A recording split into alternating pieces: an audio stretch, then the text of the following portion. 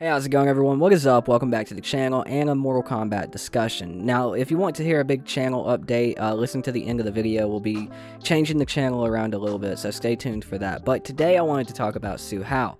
Making yesterday's video, the top 5 characters that should return from the 3D era, talking about Hsu Hao really, and looking at like footage and going over the character again, really made me like question whether this character is actually as bad of a character as I remember him to be, or as everyone else remembers him to be. So we're going to go over this character a little bit, who he is, what he's done, his character design, you know, his fighting styles, and I'm going to give you a couple of reasons why I don't think this character is actually that bad. So to start out, let's give a little bit of background on Hsu Hao. Now, as we pretty much all know, Hsu Hao is evil.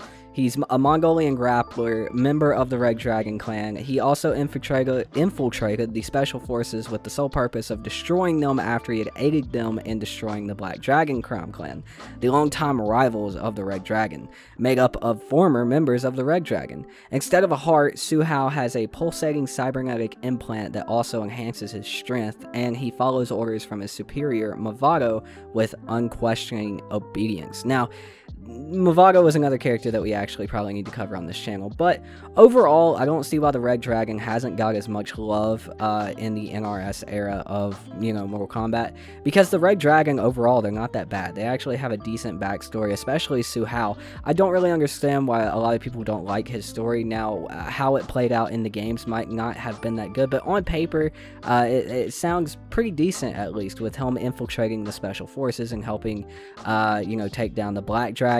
It's very interesting, but I think the Red Dragon overall have a pretty interesting story too, especially the way that Kenshi and even Takeda now play into that story, with Kenshi and Takeda hunting them down for the murder of Takeda's mom and Kenshi's wife.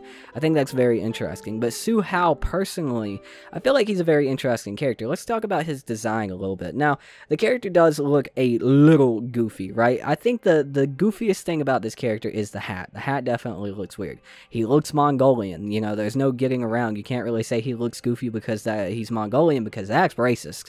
The character looks like he's a Mongolian. Overall, I think the cybernetic implant and the kind of like half armor he has going on, it's interesting. I don't think it's necessarily bad, but it definitely could use an upgrade. I think it's actually kind of cool looking, and I like how the cybernetic heart actually plays into his moveset in game. He's got a cybernetic heart like laser beam that comes out, and that's actually pretty decent. The main thing that I get rid of on the character design personally is the hat. The hat looks weird as shit.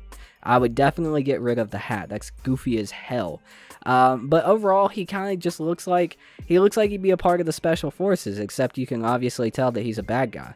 Going over his fight style, he uses something that I can't pronounce, Hsu Hao, hopefully, in MK Deception, and Sumo in MK Armageddon. His weapons in Deception and Armageddon are Sun Moon Blades, and I think his Sun Moon Blades are definitely one of the coolest aspects of the character. If we did see this character come back in like Mortal Kombat 11, Mortal Kombat 12, I feel like the Sun Moon Blades are definitely a must. It's definitely one of the things that I saw yesterday while I was making the video, and I was like, okay, that's actually pretty sick. His overall sumo fight style from Armageddon, which I think is the game that we kind of talk about the most when it comes to these 3D era characters, because that is where the designs kind of flourished in what they wanted them to be, in my opinion at least, and that was, you know, the MK game with everybody in it. So we kind of go with that. So his sumo style in Armageddon, it didn't look the cleanest. It was okay, but it definitely wasn't one of the coolest fight styles in the game. But his Sun Moon Blades definitely made up for that. I feel like the overall experience of this character is definitely a lot better than we remember, or is definitely a lot better than what anyone gives the character credit for. Even the developers say that they regret making this character. Now, how well the character was actually done in the game is another story, whether he had goofy dialogue or anything else. I could definitely see how that could destroy the character, but that's why we bring these characters back. That's why this NRS era is a completely different thing, and it's the perfect chance to bring characters like this back who might have had a decent design on paper, or a decent character arc, story, whatever on paper, but it didn't really pan out the way they wanted it to. It's the perfect chance to actually take a character with a decent design like this and make them cool. Overall, aside from what actually happened in game and his dialogue and everything else, I feel like this character on paper, his backstory, the overall design minus the hat's goofy as shit, I feel like this character is pretty decent, especially his fight style in game and his Sun Moon Blades. I definitely think the Sun Moon Blades are the most interesting part of his fight style for me, and like Cabal, I think those would definitely be necessary if they brought the character back. But yeah, overall, I feel like this character is not as bad as we remember. I feel like this character definitely deserves a chance to come back to Mortal Kombat.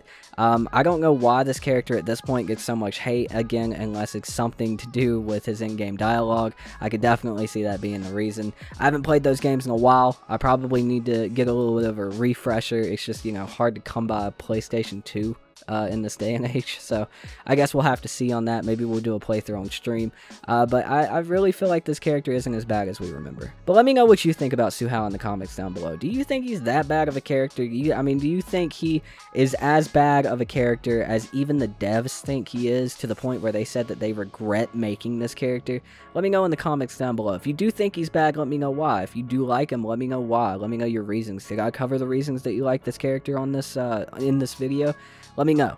And also, for the people who are wanting a channel update, what we're going to be doing with the channel, we're not going to be doing daily Mortal Kombat vids anymore. We're going to be doing a Mortal Kombat video every other day, and in between we're going to be doing Dragon Ball videos as well. And we might even space that out a little bit more and start covering a few other things on the channel. I know we're going to be covering Guilty Gear news, Dragon Ball news, King of Fighters 15 news whenever it comes out, and of course, if there's some news that happens on the day that there is not, you know, a video supposed to come out for said game, there will still be a video covering that news, of course. But that's what we're going to be doing with the channel. I hope you guys are cool with that, and I hope you guys are, you know, going to continue this weird journey with me through the dead zone of Mortal Kombat, trying to, you know, stay alive until the next game is announced, this, that, and the other, whatever. But yeah, that's what's going to be happening with the channel.